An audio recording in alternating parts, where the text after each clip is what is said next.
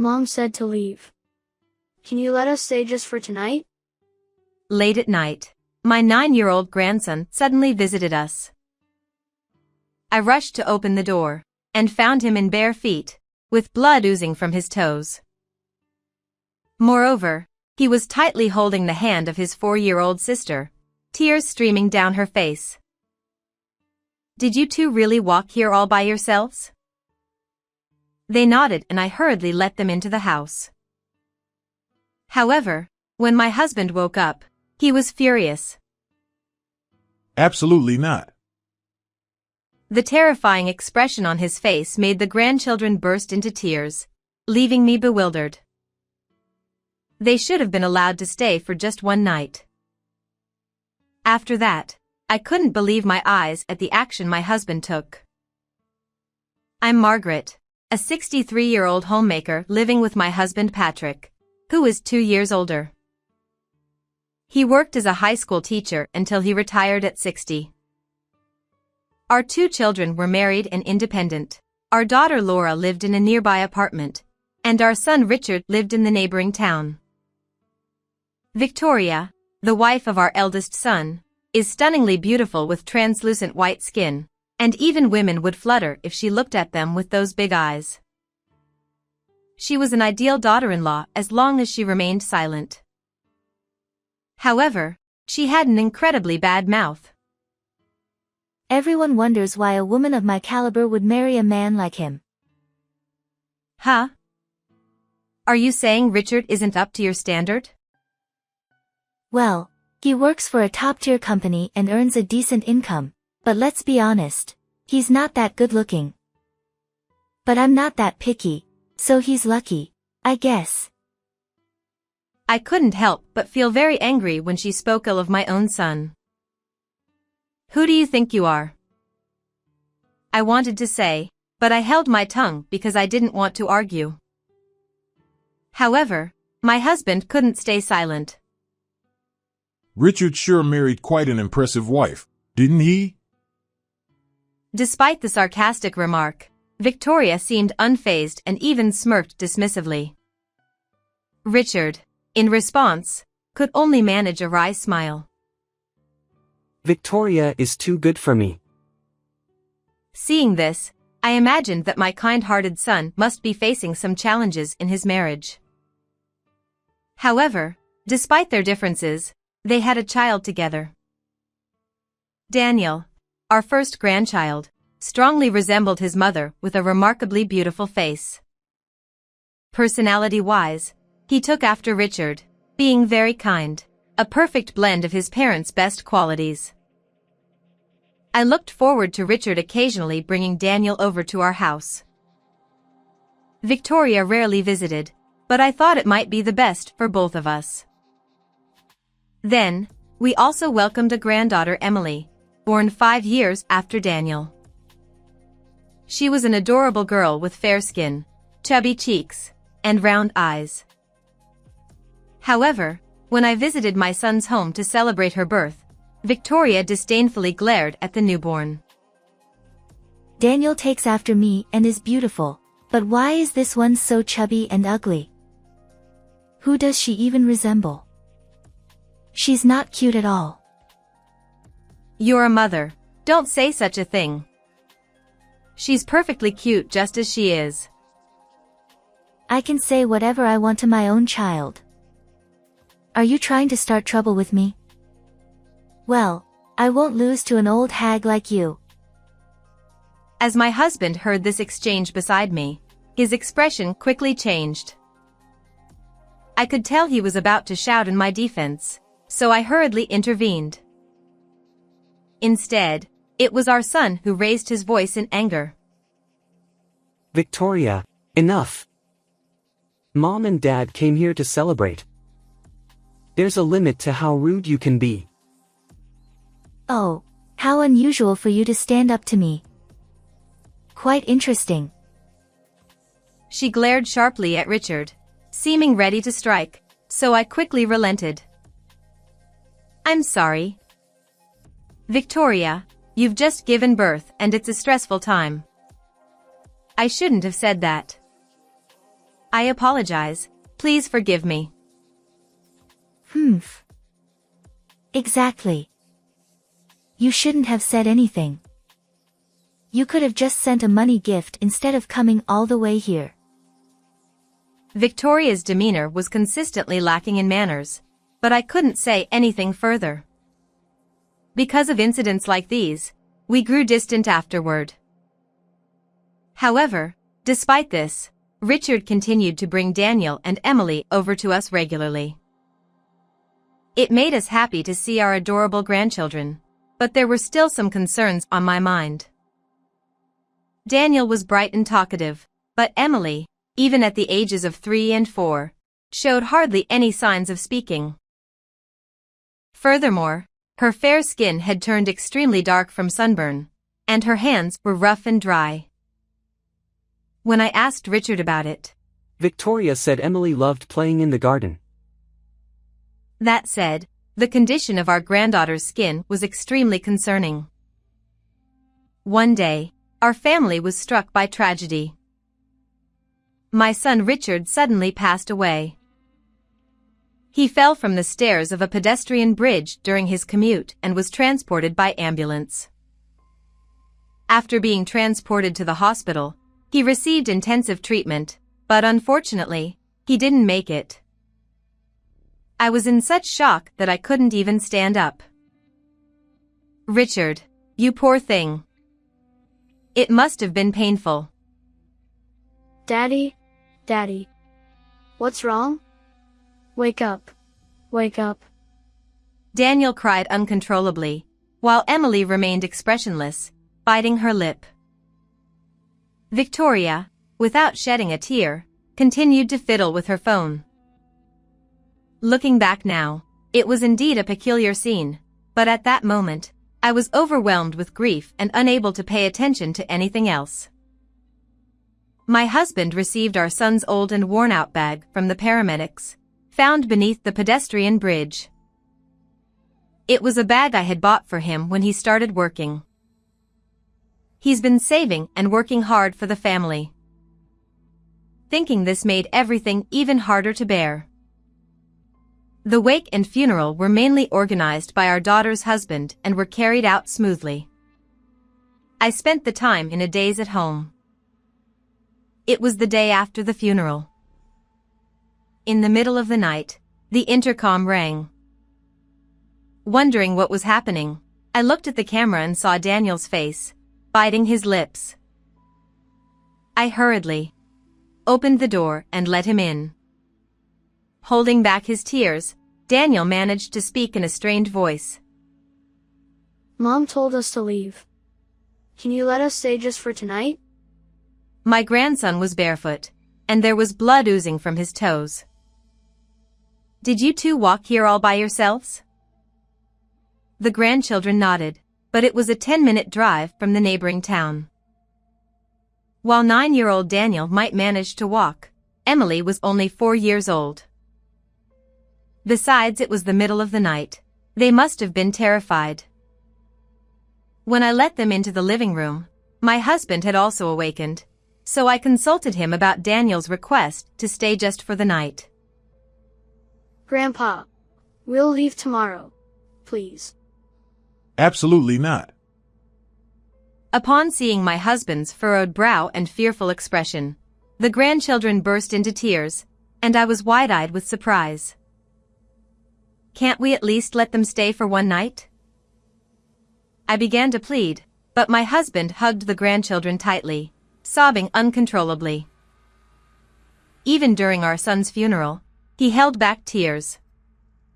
We've been married for 30 years, yet this was the first time I had seen my husband cry like this. Don't say just for today.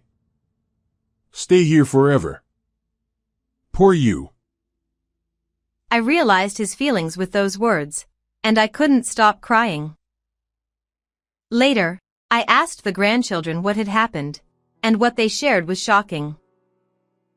Victoria, who was supposed to be a homemaker, was often out during the day, leaving the children at home alone. Even when she was home, she would frequently scold and roughly push Emily around for various reasons. As a result, whenever Emily cried, Victoria would shout angrily, Shut up. Be quiet. You're annoying. Over time, Emily learned to cry silently without making a sound. Daniel reportedly got scolded too when he tried to defend his younger sister because he felt sorry for Emily. While he could escape from his mother's behavior by going to school, Emily, who wasn't allowed to attend kindergarten, didn't have that option. Apparently, while her mother was around, Emily would go outside to weed the garden every day. This was her way to avoid being scolded and perhaps earn some praise from Victoria. This explains why her skin was deeply tanned and her hands were rough. Emily's inability to speak might stem from a fear of being scolded. Thinking about this filled me with a sense of helplessness. That evening, Victoria apparently told them that guests were coming and ordered them to go outside. Daniel managed to put on his shoes, but Emily couldn't make it in time and was left barefoot. Victoria quickly locked the front door behind them, so Daniel then put his shoes on Emily's feet and held her hand as they walked to our house to seek help. What a terrible thing to do! Unbelievable. I tried calling my daughter-in-law several times, but couldn't reach her. It was late at night, so I decided to sleep with my grandchildren that night. However, early in the morning, Daniel woke me up. Grandma, I'm sorry for waking you up. Emily said she saw Dad in her dream. Huh? Did she? And then? Dad told Emily to look inside the bag. I was taken aback by what he said, but looking at Daniel's serious expression, I started to wonder if there was something more to it. Then I woke up my husband and told him what Daniel had said. Still groggy, my husband was skeptical at first, but when he checked our son's bag, he exclaimed in surprise. No way. This is outrageous. I can't forgive this. Filled with anger, we decided to take action. Afterward, we quickly called our eldest daughter, Laura, who lives nearby, and asked her to come to our home to take care of the grandchildren. Meanwhile, my husband and I rushed to our son's house and rang the doorbell repeatedly, but no one answered.